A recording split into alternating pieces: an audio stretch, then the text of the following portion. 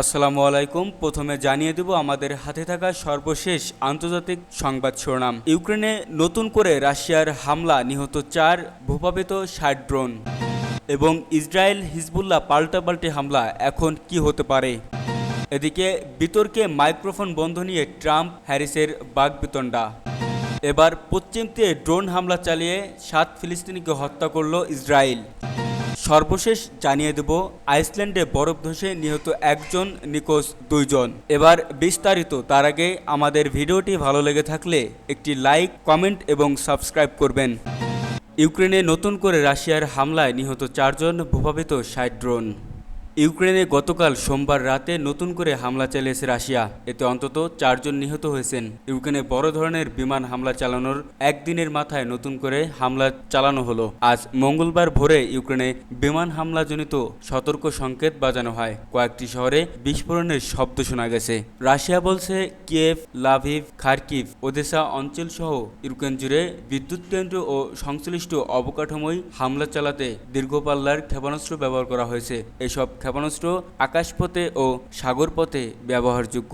ইউক্রেনের বিমান বাহিনী সতর্কতা দিয়েছে। তারা বলেছে পুরো দেশ ব্যালিস্টিক ক্ষেপণাস্ত্র হামলার হুমকিতে আছে। ইউক্রেনের বিমান বাহিনী বলেছে রাশিয়ার রাতভর 81টি ড্রোন ও 10টি ক্ষেপণাস্ত্র ছুড়েছে। এর মধ্যে 5টি ক্ষেপণাস্ত্র ও 60টি ড্রোন ধ্বংস করতে পেরেছে ইউক্রেন। সামাজিক যোগাযোগ মাধ্যমে টেলিগ্রামে দেওয়া এক বিবৃতিতে এসব কথা জানিয়েছে তারা।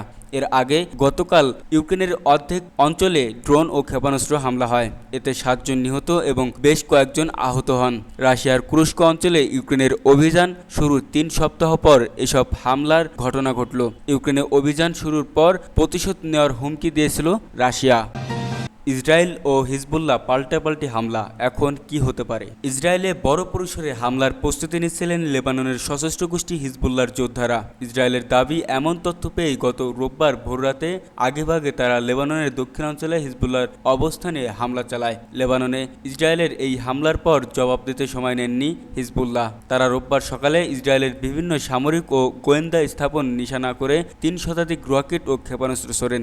হিজবুল্লাহর প্রধান হাসান নাসরুল্লাহ বলেন, গত জুলাইয়ের শেষ দিকে লেবাননের রাজধানী বৈরুতে হামলা চালিয়ে তার সংগঠনের কমান্ডার ফুয়াদ শোরককে হত্যা করে ইসরায়েল। এর মধ্য দিয়ে ইসরায়েল সীমা অতিক্রম করেছে। শোকর হত্যার বদলা নিতে ইসরায়েল হামলার আদেশ দেওয়া হয়। গত 7 অক্টোবর ইসরায়েলে হামলা চালায় গাজা ভিত্তিক ফিলিস্তিনি স্বাধীনতাকামী সংগঠন হামাস। জবাবে সেদিন থেকেই গাজা নির্বিচার হামলা শুরু করে ইসরায়েলি বাহিনী। 8 অক্টোবর থেকে ইসরায়েল হিজবুল্লাহর মধ্যে পাল্টাপাল্টি হামলার ঘটনা ঘটতে দেখা যায়। হিজবুল্লাহ বলেছে, গাজার যুদ্ধ থেকে ইসরায়েল সরে না আসা পর্যন্ত তাদের এমন হামলা বন্ধ হবে না। এর মধ্যে গত রোববার 2 পক্ষের মধ্যে ব্যাপক ভিত্তিক পাল্টাপাল্টি হামলার ঘটনা ঘটল। বিষয়টি নিয়ে আল জাজিরার পক্ষ থেকে বিশেষজ্ঞদের সঙ্গে কথা বলা হয়েছে। বেশ কিছু প্রশ্নের উত্তর পাওয়ার চেষ্টা করা হয়েছে। বিতর্কে মাইক্রোফোন বন্ধ নিয়ে ট্রাম্প হ্যারিসের বাকবিতণ্ডা। মার্কিন প্রেসিডেন্ট নির্বাচনে প্রার্থী ডোনাল্ড ট্রাম্প ও কমলা হ্যারিসের মধ্যে আগামী 10 সেপ্টেম্বর এবিসি নিউজের আয়োজনে একটি বিতর্ক অনুষ্ঠিত হওয়ার কথা রয়েছে। এ বিতর্ক অনুষ্ঠানে এক পক্ষ কথা বলার সময় অপর পক্ষের মাইক্রোফোন বন্ধ থাকবে কিনা তা নিয়ে শুরু হয়েছে বাকবিতণ্ডা। বিবিসির মার্কিন সহযোগী সিবিএস নিউজকে মার্কিন ভাইস প্রেসিডেন্ট কমলা হ্যারিসের দল এক বিবৃতিতে জানিয়েছে তারা চায় পুরো সম্প্রচারে উভয় প্রার্থীর মাইক্রোফোন খোলা থাকুক। অপরদিকে সাবেক মার্কিন প্রেসিডেন্ট ডোনাল্ড ট্রাম্প প্রচারণার দল চায় এবিসি বিতর্ক অনুষ্ঠানটি জো বাইডেনের সময় হওয়া বিতর্কের মতো হবে। বাইডেনের সময় আয়োজিত বিতর্কে উভয় পক্ষের মাইক্রোফোন বন্ধ ছিল। সাবেক প্রেসিডেন্ট ট্রাম্প প্রেসিডেন্ট নেটওয়ার্ক নিরপেক্ষতা নিয়ে প্রশ্ন তুলেছেন এবং যদি অচলাবস্থা দেখা যায় তাহলে তিনি এই বিতর্ক অনুষ্ঠান এড়িয়ে যেতে পারেন বলে ইঙ্গিত দেন। ডেমোক্রেটিক দলের প্রার্থী হিসেবে পদত্যাগ করার আগে প্রেসিডেন্ট জো বাইডেন ট্রাম্পের দলের সঙ্গে 2টি বিতর্কে অংশ নিয়েছিলেন। এর মধ্যে একটি বিতর্ক অনুষ্ঠান গত জুনে অনুষ্ঠিত হয়েছে, অপরটি সেপ্টেম্বরে হওয়ার কথা রয়েছে। বাইডেনের প্রচার দল গত বিতর্কের সময় সম্মিলিত হয়েছিল যে যখন এক প্রার্থী কথা বলবে অপর প্রার্থী মাইক্রোফোন বন্ধ থাকবে। ট্রাম্পের প্রচারণা দল তাতে সম্মতি দিয়েছিল। কিন্তু এখন ফিলাডেলফিয়ায় এবিসি নিউজের বিতর্ক অনুষ্ঠানে হ্যারিসের প্রচারণা দল চায় মাইক্রোফোনগুলো হট থাকুক, অর্থাৎ সেগুলো চালু থাকুক। তারা যুক্তি দেয় এটি উভয় প্রার্থীকে বিতর্কের মঞ্চে একে অপরকে বাধা দেয় এবং উপর্যুপরি কথা বলার সুযোগ দেবে। হ্যারিসের দলের সিনিয়র যোগাযোগ উপদেষ্টা ব্রায়ান ফ্লান এক বিবৃতিতে বলেন, ভাইস প্রেসিডেন্ট ট্রাম্পের অবিরাম মিথ্যাচার এবং বাধা তাৎক্ষণিকভাবে মোকাবিলা করতে প্রস্তুত। ট্রাম্পের এই মিউট বাটন পেছনে লুকিয়ে থাকা স্বভাবটা বন্ধ করা উচিত। ট্রাম্পের সিনিয়র উপদেষ্টা জেসন মিলার বলেন, আর কোনো খেয়াল নয়, আমরা সিএনএন বিতর্কের শর্তে এবিসি বিতর্কে অংশ নিয়েছি। হ্যারিসের দল সিএনএনের নিয়ম মেনে নেওয়ার পর নোট এবং উদ্বোধনী বিবৃতিসহ একটি সিটেড বিতর্কের জন্য অনুরোধ করেছিল। আমরা সম্মত নিয়মে কোনো পরিবর্তন করিনি। ট্রাম্পের দলের দাবির বিষয়ে জিজ্ঞাসা করা হলে হ্যারিসের দলের একজন কর্মকর্তা সিবিএস নিউজকে বলেন যে তারা 100% মিথ্যা বলছে। গত রোববার ট্রাম্পের সোশ্যাল মিডিয়া প্ল্যাটফর্ম ট্রুথে প্রশ্ন তোলেন ট্রাম্প। তিনি বলেন, এবিসি নিউজের সাংবাদিকরা কি বিতর্কের আগে কমলা হ্যারিসকে প্রশ্নগুলো দিয়ে দেবেন? তাহলে আমি কেন এই বিতর্কে হ্যারিসের সঙ্গে অংশ নেব?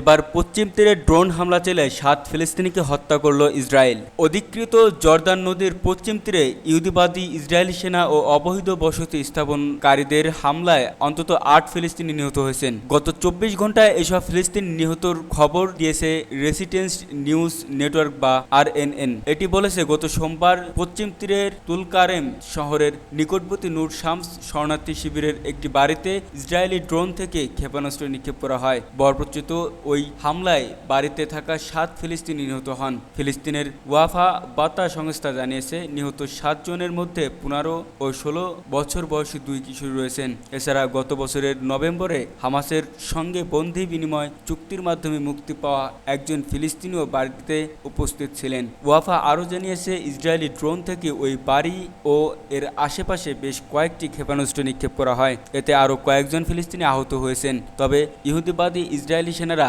যথারীতি দাবি করেছে তারা ফিলিস্তিনি যোদ্ধাদের একটি কমান্ড সেন্টারে হামলা চালিয়েছে। এদিকে পশ্চিম তীরে বেলেথাম শহরের কাছে উগ্র ইহুদি বসতি স্থাপনাদের হামলায় 37 বছর বয়সী এক ফিলিস্তিনি যুবক নিহত, অপর 4 জন আহত হয়েছেন। ফিলিস্তিনিদের ইসলামী প্রতিরোধ আন্দোলন হামাস নূর শামস ক্যাম্পে ইসরায়েলের ড্রোন হামলাকে গণহত্যা হিসেবে অভিহিত করে বলেছে, পশ্চিম তীরে ইসরায়েল বিরোধী হামলা ঠেকাতে এই বর্বরচিত হামলা চালানো হয়েছে। তবে এর মাধ্যমে দখলদার শক্তি নিজের নিরাপত্তা নিশ্চিত করতে পারবে না বলে হুঁশিয়ারি দিয়েছে হামাস।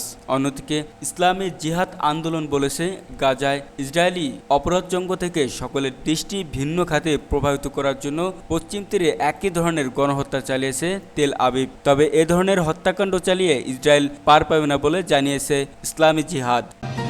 আইসল্যান্ডে বরফ ধসে নিহত 1, নিখোঁজ 2। আইসল্যান্ডের একটি গুহায় বরফ ধসে প্রাণহানি হয়েছে একজনের। এ ঘটনায় নিখোঁজ রয়েছে 2 বিদেশি পর্যটক। নিখোঁজদের খুঁজতে চলমান রয়েছে উদ্ধার অভিযান। খবর বিবিসির। আইসল্যান্ডের দক্ষিণাঞ্চলে ব্রিডামার ক্রুজুল হিমবাহে ঘটে এমন দুর্ঘটনা। বিভিন্ন দেশ থেকে আগত 25 জনের একটি ভ্রমণার্থীর দল হিমবাহের নিচে অবস্থিত প্রাকৃতিক গুহা দেখতে সেখানে একত্রিত হন। কর্তৃপক্ষ জানায়, ভ্রমণার্থীরা গুহায় ঢুকলে ওদের উপর ভেঙে পড়ে সেটি। একজনকে ঘটনাস্থলে মৃত ঘোষণা করা হয়। বাকি 2 জনকে জীবিত ধারণা করেই অনুসন্ধান করা হচ্ছে বলে জানায় পুলিশ। তবে এখনও কারো জাতীয়তা নিশ্চিত করা যায়নি।